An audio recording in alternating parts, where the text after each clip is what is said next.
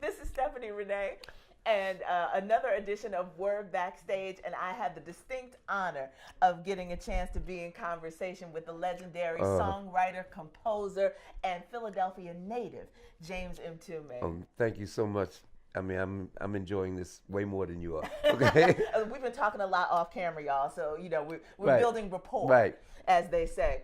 And one of the last things we said kind of leads me into how we can begin our conversation, because I did a documentary film called No Such Thing as Neo Soul. And part of the conversation was with these artists from Philadelphia, like you, who take issue with the idea of anything being neo, because it is something that has been so heavily influenced by people that they admire and love. And so I wonder how you feel about genres in general. You have been able to create so many different styles of music. So, the idea of genres of music, and we were talking about Motown. And so you mentioned the idea of Motown really creating an umbrella for R&B. But there are a lot of people who just consider Motown music to be pop music. You know what I mean? And so Right. sometimes we get caught up in the categories. How has that affected how you express yourself, or has it? Well, yeah, of course. I mean, I think everything requires what I call a frame of reference. Motown was very interesting that you bring Motown up. The reality was, in terms of mainstream music companies, like take Columbia, for example, they only had one black artist. It was a guy named Johnny Mathis. Most of them didn't. Black music at that time was really being run and developed by independent labels. Yes. So Clive Davis, once he became president of Columbia, this is very interesting. He commissioned the Harvard Business School to figure out how white companies could get into black music. Excuse me. And their conclusion was make deals with the producers of black music. They will bring the artists. For example, then he signs a deal with who? Philly International, Gamble and Huff. Right. Then he signs a deal with another company called Stax. Uh-huh. So they brought the black artists. The brilliance that Gamble and Huff pulled off when they were brought into Sony, well, it was CBS back then. They required an entire black department, black promotion people, a black PR people, and that was never done on that level. So that's how they figured how to get into it. But people create genres for the convenience of conversation. It has nothing to do with a real thing. Like, what's the distinction between black and urban? Right. You change the word so you can engage it in a whole other kind of way, And so I've always been human, like neo soul. What's new about soul? And it only seems to apply to black music. I've never heard neo rock. Right. Neo heavy metal. No. The genre is the genre. They just figure out different ways to market us. And that's all that is, a marketing tool. Absolutely. Well, with that in mind, let's talk about Philly and the kind of atmosphere that Philadelphia created that helped to create you. Oh, God.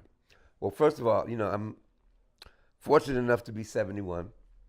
When I was coming up and during my days, growing up in Philly, getting back to your point about genres, there was no thing. There was no difference for me between jazz and R&B and pop and funk. I also had a very unusual childhood. My biological father is Jimmy Heath of the world-renowned Heath brothers, Percy and Tootie. The man that raised me, I don't use the word stepfather. The man that raised me was James Hengates Foreman. And he was a great pianist. He played with Dizzy Gillespie when he was 18. So imagine 10-year-old kid growing up. Maybe one Sunday, there's Dizzy Gillespie at the table. Yeah. There's Thelonious Monk. There's John Coltrane. I'm 9, 10 years old, sitting in the middle of these conversations. Lalo Schifrin. So I would do that, be around that, and I'd go sneak up maybe to Pep's, the bar, to go hear Yusef Lateef. Right. And then that weekend I'd run up to the Uptown to see the Motown Review. It was this thing of oneness. And I really do believe that. Genres are created for the convenience of conversation and marketing. Yeah. There's only two kinds of music, good and bad. Yeah. And we need to have more of that, but we also need to have more intergenerational sharing. Oh my God. I say one of the things that has ruined our people's connection to music culture is earbuds. Mm. Because when we were crowded around the family stereo, there was an opportunity for grandma and mom and dad and the babies to have an informed conversation about what we liked and didn't like, Right. about what happened to be Right. on the record Right. player Right. at the moment. But you also were exposed to live performance. Oh, so yeah. that had to have a profound influence Absolutely. on you deciding Absolutely. to do this professionally. Because I tell people my front ground is jazz. It's not my background. Right. And there's so many things about jazz that I was able to translate when I migrated into pop and funk and R&B, and that is having your own signature. I think we talked about that earlier. Mm-hmm. One of the things I lament today is a lot of what I call cookie cutter. You know, right. Somebody makes a sound, you go to sleep, wake up the next day, 20 people, and people get rewarded for sounding like somebody. And it started in jazz. You have young jazz musicians. Oh, he's great. He sounds just like Coltrane. That's the reason for me to hate you. That's Coltrane. That's Miles. Who are you? Finding your own signature is the most important thing. I mean, when we were coming up with my band, if I had walked into a record company with tapes sounding like Earth, Wind and Fire or the Isley Brothers, you'd be laughed out of the place. Now, sameness has become the vibe. I call it, in many cases, the glorification of mediocrity. Yeah. You got to raise the bar. Who are you? What is your signature? And how much of that do you think has been also, before we even get to the point where it's commercially viable and people are trying to pursue a career, there were music programs in our schools that helped to groom a sense of excellence and purpose in music. Yes, you're right. The first thing that gets cut out of black education is the arts. I've always said art is the highest form of intellect, and intellect is the highest form of art. When you have both of them, that's the best of both worlds. And I'll give you another one. That's a great point you made. Forget the schools. When the last time you walked through a black community and saw an instrument store? Right. Where you could buy an instrument. Yeah, think about that. I can walk all through Harlem and not find one, music store. Yeah. So that happened too. So I'm not one of the old heads that condemns technology. I invite and I absorb technology, anything new. So when the young brothers and sisters started migrating to the drum machine and sampling, I wasn't against it. I call it the genius of desperation. They figured out how to keep the music going using the DNA of funk and R&B to keep it going. All I ever said was sampling should be a tool in creation, never a substitute for it. Now you start to see young rappers that have bands. Yeah. And I think that's very exciting. And the possibilities are unlimited. You also now have a lot of young rap producers who come from jazz. Terrence Martin, who does Kendrick. And I just saw him touring with Herbie. Rob Glasper, it's happening. And I think that mixture, young jazz cats producing hip hop, the world is unlimited. Yeah. See, you have, in order to create new music, and this is something that Miles Davis told me, and as you know, that's where people ask me, where'd you go to school? I say, MD University, okay? Same one that Coltrane and everybody else went to. He said, in order to create new music, you must have access to new sounds. And that's what technology brings us. Mm-hmm. Now, if you dig acoustic music, that's your personal preference. But don't say one is better than the other. Mm-hmm. You got to press music has to be pressed forward. Yes. And I think, look, 40 years from now, there'll be some young brother, young sister that comes up and says, that's the new music. And we'll all go, wow, okay? Right. That's where it's at. You got to be open to change, because if you don't adjust to change, you'll be changed by change. Mm-hmm. So I'd rather adjust to it. And if you looked at my career, I've always I never thought out consciously, okay, I'm going to do this kind of music. But the more open you are, the more you grow. Mm-hmm. Avenues for that level of expression. Let's talk a little bit about we were welcomed into this space with your friend playing selections from your score for Native Son. Native Son, yes. Released in the 80s. And so the doorway of understanding you had the ability to score film. Right.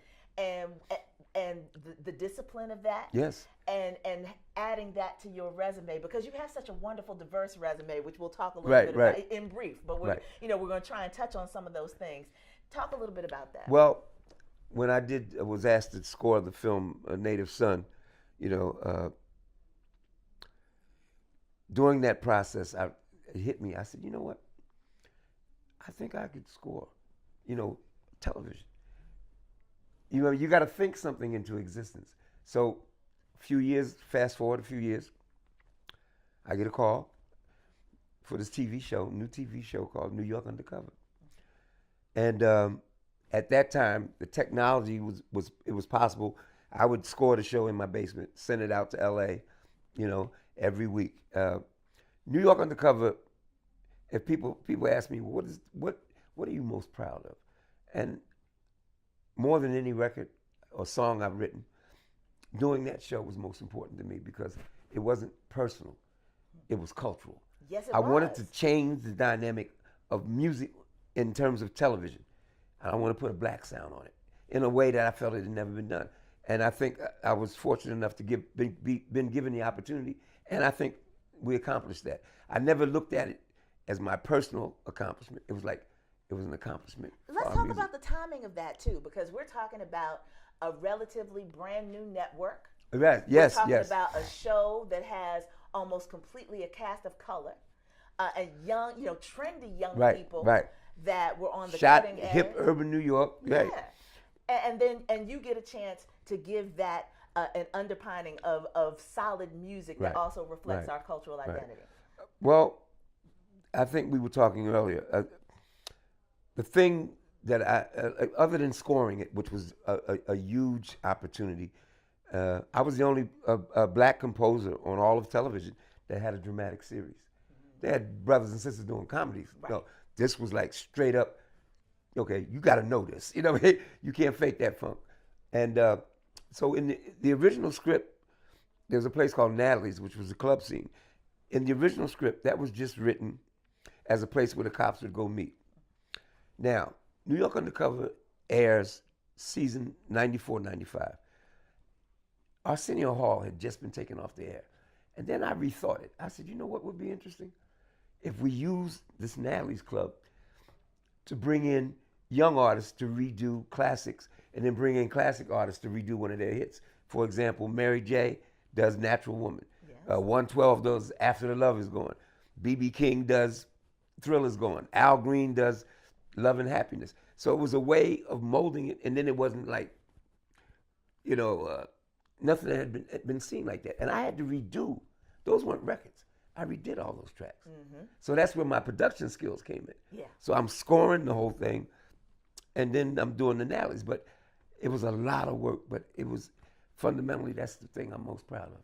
Yeah. And I always tell people I'm never into awards.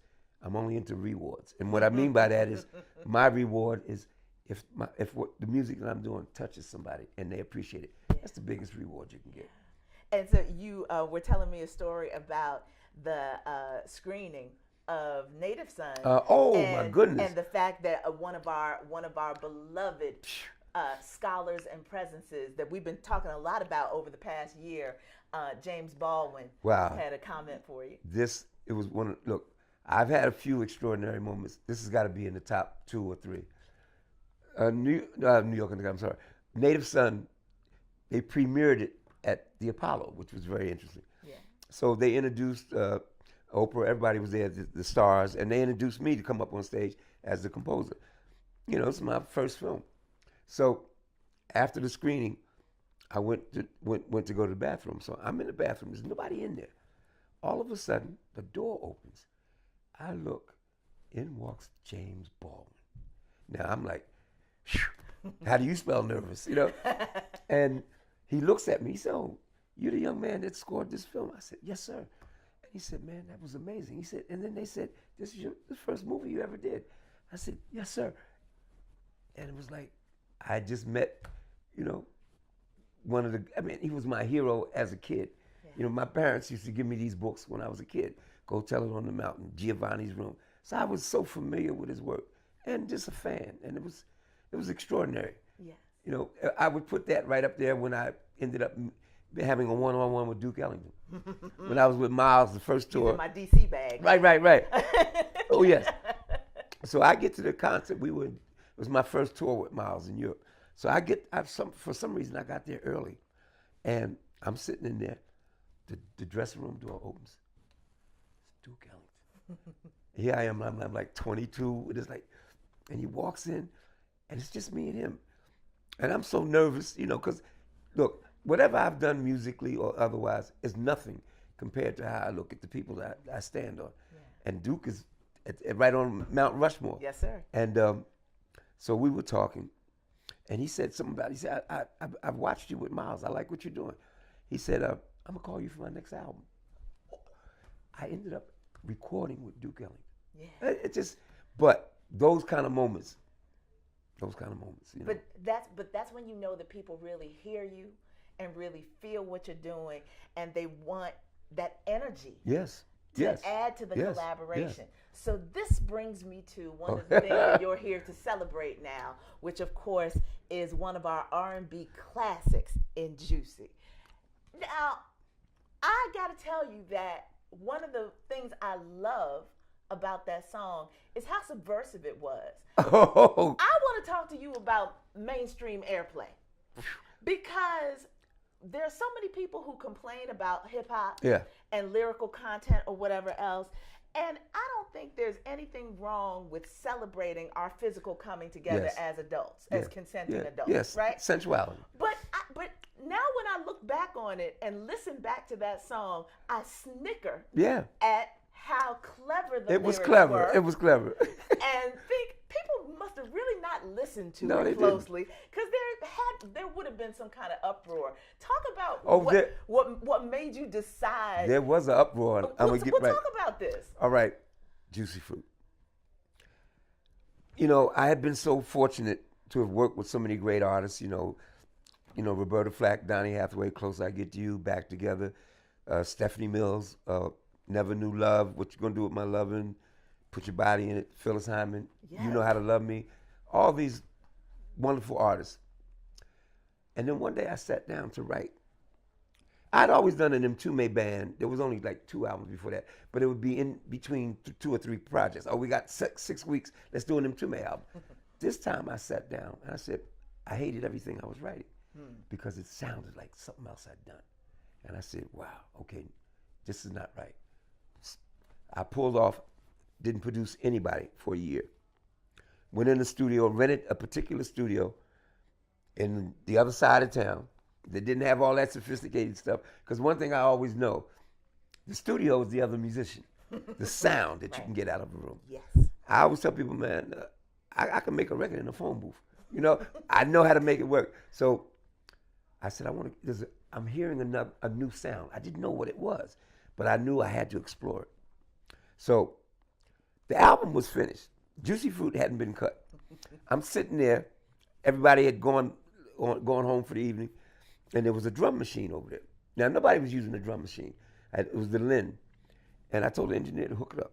So I sit there. Doom, taka, doom, cat, doom, taka, cat. I said, ooh, I like that. I called everybody back, gave them their parts. We laid Juicy Fruit down in about an hour and a half. I believe My lead singer, energy. Tawatha Agee, was in Europe. She was on tour with Roxy Music, a big pop group. Yes. She's in London. I call her. She said, I got 2 days off. I flew her back. We went in the next night, laid Juicy. While she's doing one verse, I'm writing the next one. We finished it. I said, I think we got something. The one thing I knew, people will like this or they will hate it because it was so different. I mix it, boom, boom, boom. I think this is something. I take it to the record company. Epic. We can't put this out. Juicy Fruit almost never came out. Here's what happened. I argued so heavy, and they were talking about it's 2 things. It's too slow and the lyric content. I said, well, you know what? I'm in the room with all the executives. I said, none of you MFs buy records, okay? Now, let the people decide. Yes. So because I'm raising so much cane, they finally say, okay, we're going to release it for Quiet Storm, after 12 format, not daytime. All right, I'll take it. I'll take what I can get.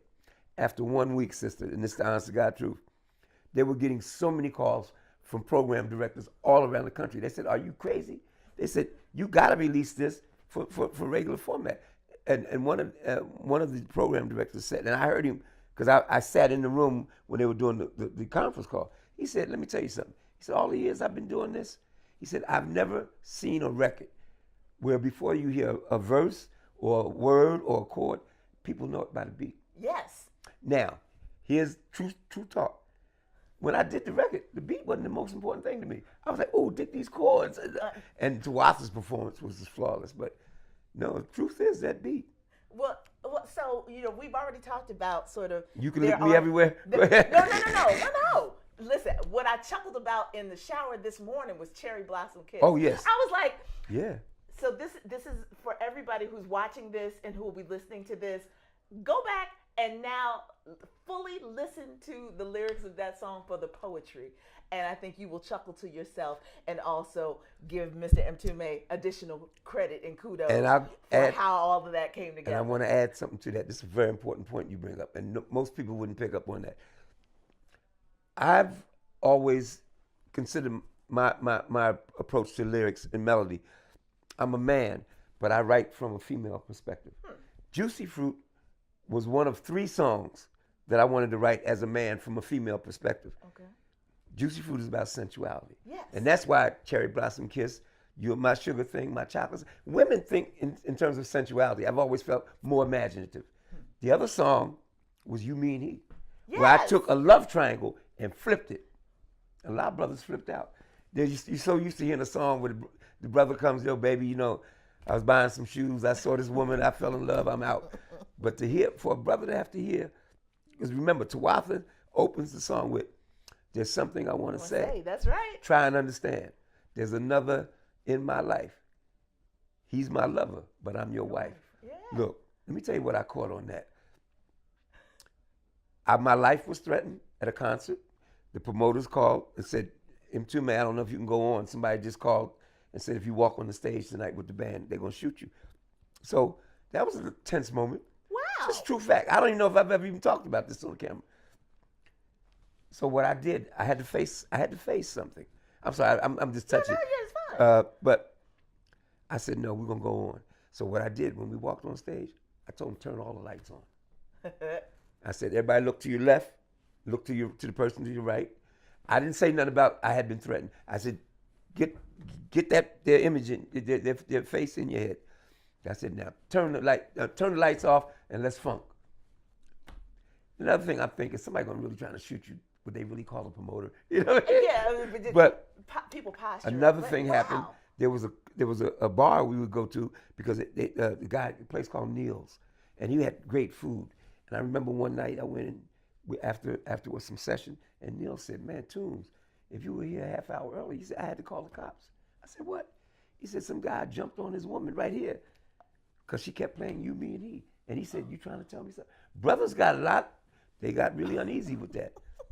The idea of how real art that connects with people, it pushes us emotionally in ways that we don't allow ourselves to go in other spaces. Right. That's a testament to the way that your music connects with people.